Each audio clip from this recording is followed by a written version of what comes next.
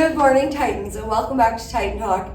Here is our council convo. So we just wanted to say thank you so much for participating in our mental health week. We learned a lot. We had a lot of good talks with everybody. And we did a lot of fun stuff this week. Yeah, so thanks for participating, Titans. It was a really great week. So it's the last day to hand in your STUCO application forms. You can hand them into 203, Ms. Cote's classroom.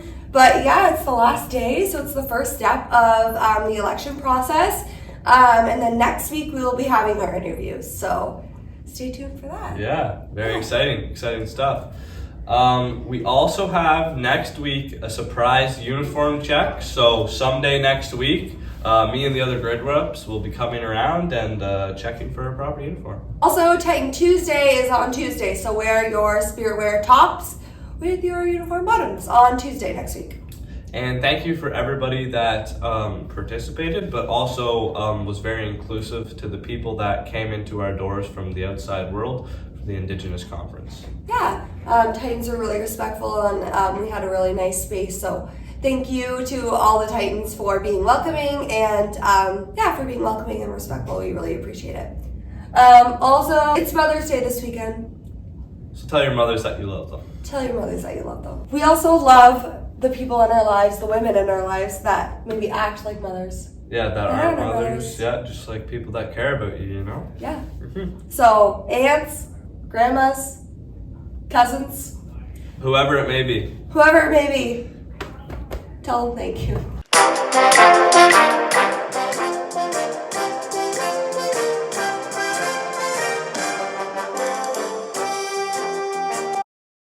What's up, Titans? Welcome back to Titan Talk. Here's our Coach's Corner. Yeah. Live studio audience here today. Let's hear from them. But, today on Coach's Corner, we got to talk about the boys' rugby teams. The junior boys just ripping it up. Just representing our Titans. Is it enormous? It's enormous. But the thing is the senior boys, tell us about them, Trav. The senior boys are having a rough start, but there's always that comeback, all right? It's like your grade 12 senior. You got like 2 months left. You got to make that academic comeback. That's what our senior boys are doing. We're making that rugby comeback on the field, starting tonight.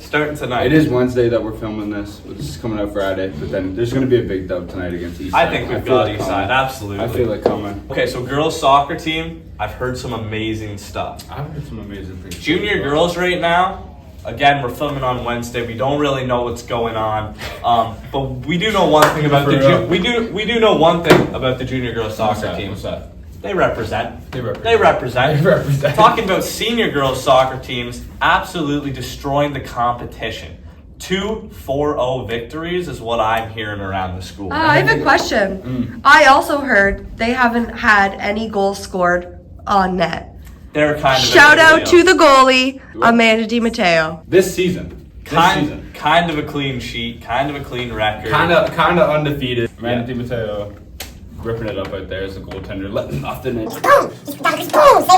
And we've got to talk about it because the head coach of the team is really in the room right now, and he's giving me that look. Now, we're talking about ultimate frisbee. In the wise words of Griffin Bird, it is a game of unity.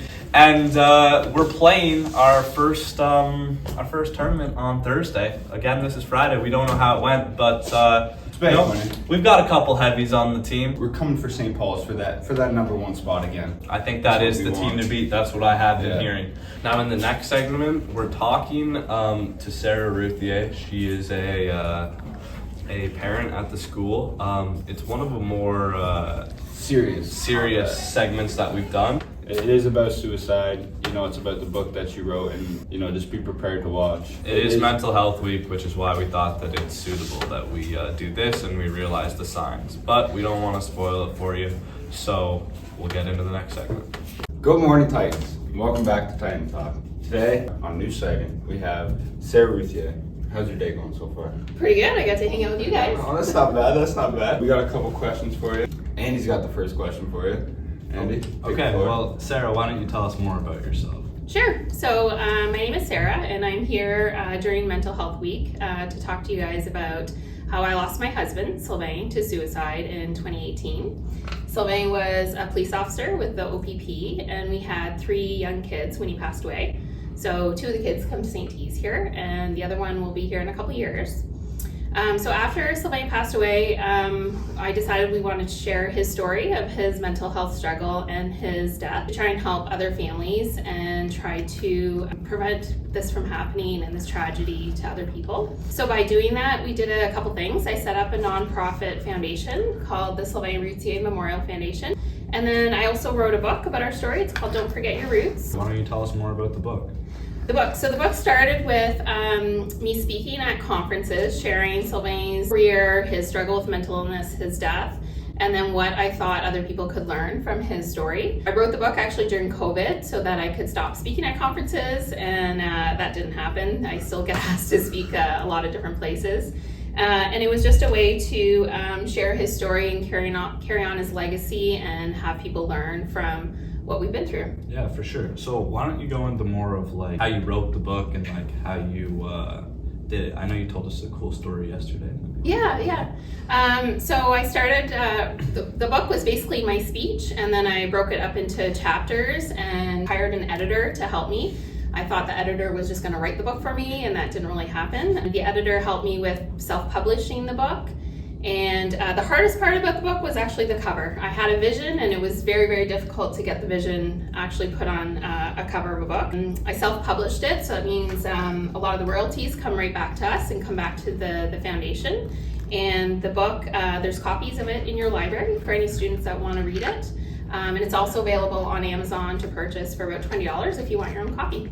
We read it last night, me and Avery behind the camera. It's a really good read.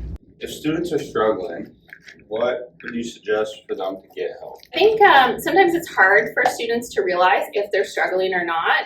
When I walked into the school yesterday, I noticed a poster by your front office that said, if you're dealing with depression, some signs to look for. So I think those are really key things to recognize in yourself if you're having a hard time. So some things could be, if you're not wanting to get out of bed, if you're not wanting to do regular activities that you would normally do, if you're lashing out or more angry more often, if you're struggling with school, if you don't want to be around your friends, if you're turning to ways of coping with substance abuse, all those types of things, you really need to do some self-checks and see if you are doing okay.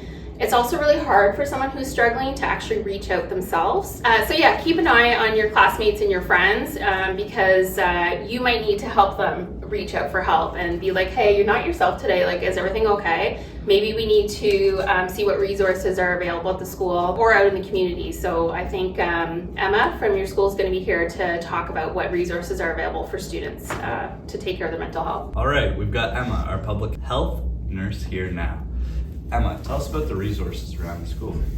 All right, well, there's lots of resources for students who want to reach out for support or support for a friend. There's guidance counselors, child and youth worker, social workers, and myself as well as an addictions counselor are at the school. So depending on the day of the week, there's always someone here to support you. And you'll see some QR codes around the school on posters, and so reach out that way or just come and find us. How would you say it affected you and your family, the death of your husband? Obviously you can probably imagine it was extremely tragic and sudden passing and very difficult on myself, my family, and the kid. Our community really helped us out with pulling together supports and resources. A lot of the things that I've done to honor Sylvain and to learn, let other people learn from his passing has helped with healing, including setting up the scholarship. So I'll talk a little bit about that. We do have a scholarship at St. T's here for any students going into police foundations or any other first responder careers.